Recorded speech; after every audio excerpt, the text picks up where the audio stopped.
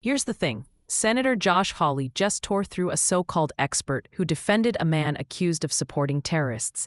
And it's one of those moments that reminds you why we need strong voices in Congress. Before we dive into this, hit that like button, subscribe, and turn on notifications. You don't want to miss what's coming, because this exchange exposes how far the left will go to twist reality. Senator Hawley. Thank you very much, Mr. Chairman. Thanks for calling this important hearing. Thanks to our witnesses for being here. Mr. Stern, if I could just start with you. I see that 5 or 6 days ago you gave an interview in which you said that the removal of Mahmoud Khalil, the pro-Hamas foreign rioter, is a form of McCarthyism and makes Jewish students less safe. Now, this is an individual who has been accused of endorsing and espousing terrorist activity, who has been accused of lying on his application to a green card in the United States, who is currently being sued for terrorizing and assaulting Jewish students. Do you stand by your view that trying to remove him is a form of McCarthyism? Absolutely, Senator. Why in the world would that be the case? Let me answer. He hasn't been charged with the crime. The clear predicate for this, White House said, was handing out pro-Hamas propaganda. When you start talking about people's views and what they're talking about in the public square as a basis for discrimination, and then the effect on Jewish students, it's not just the fact that Jews may be seen as, well, we're pushing this and that's going to happen. The way that this is going to harm Jewish students is it harms the academy. Wait a minute. My time is limited. I'm sorry to interrupt you, but just wait a minute. I've got to correct numerous inaccuracies there. Number one, as you very well know, United States law says that a non-citizen is inadmissible for entry into this country if they, and I quote, endorse or espouse terrorist activity or persuade others to do the same.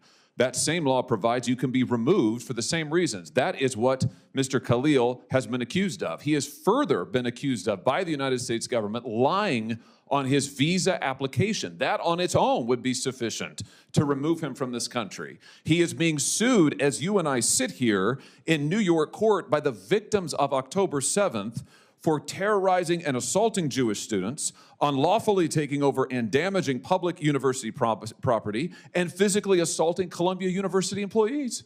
And you're telling me that it's McCarthyism to remove this individual? Senator, the deportation was started before that lawsuit, before that second question about what he was saying on his forms. No, this is what the government has alleged in open court, Mr. Stern. This is the basis for their removal proceedings.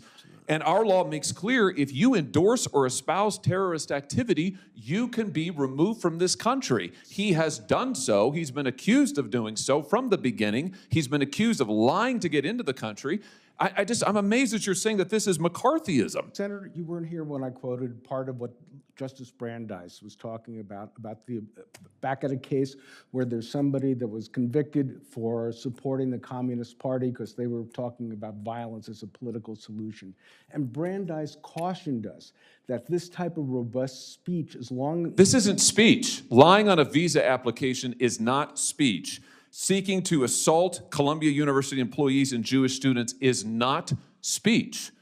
You are defending an individual who has espoused the destruction of this country, the destruction of the state of Israel, the destruction of Jews, and has taken actions in furtherance of the same. You've also said that investigating the 60 colleges and universities that are currently under investigation by the Trump administration for anti-Semitism is a form of weaponizing anti-Semitism for political benefit. You're opposed to investigating these institutions for anti-Semitism? Senator, I've been very clear that OCR has a very important role, that there are complaints that should go through the process. When you start using the Department of Justice and threatening universities' funding... You are opposed, I just want to get this on the record, you are opposed to investigating Columbia University and others for anti-Semitism? No. That's what you said 6 days ago. I am not opposed to doing it the right way. What does that mean, doing it the right way? Not to claw back funds, not to say we're holding you ransom. We're getting your faculty, Jewish... You were asked about an investigation for failing to protect Jewish students, and you said that's just weaponizing anti-Semitism.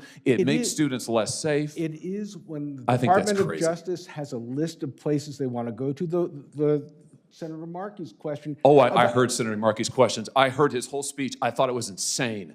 I just want to say for the record, I thought it was totally insane. And I think your positions are similarly insane. I think the idea that we would bend over backwards to hug and kiss and make nice to a pro-Hamas rioter, because that's what Khalil is, and that we would say, we can't remove him, and that makes Jewish students less safe on our campuses? That's nuts. Senator, that's David, nuts. to Rabbi Saberstein's point, if you look at American history, the times where Jews were most vulnerable was during the Palmer raids in World War I, when there was political... Jews are vulnerable now on our campuses because of people like Khalil, and I want to say for the record, I'm glad he's gone, and I hope he never comes back.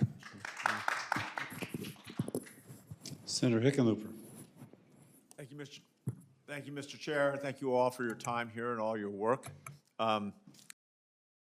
All right, let's set the stage. A man named Mud Khalil, accused of endorsing terrorist activity, lying on his visa, and even terrorizing Jewish students at Columbia University, is being defended by a witness named Mr. Stern. Hawley confronted him head-on, asking how in the world removing a person like that could possibly be McCarthyism. And guess what? Stern actually doubled down. He said it was McCarthyism. Now think about that.